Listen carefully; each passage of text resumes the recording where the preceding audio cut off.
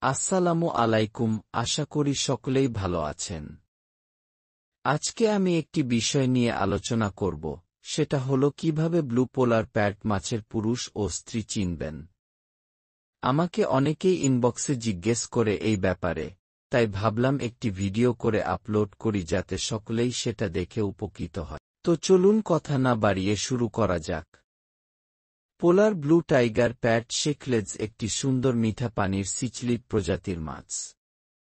এই মাছগুলি একটি হাইব্রিড মাছের প্রজাতি যা প্রথম 1986 সালের দিকে তাইওয়ানে তৈরি হয়েছিল।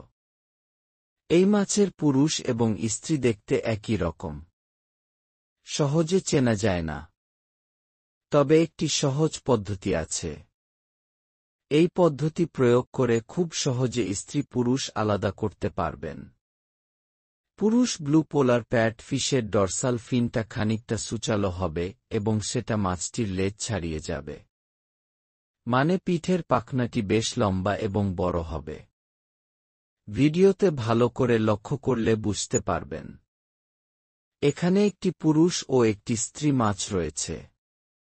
যে মাছটির ডরসাল ফিন একটু ছোট, সেটি স্ত্রী, আর যার ডরসাল ফিন একটু বড়, সেটি পুরুষ।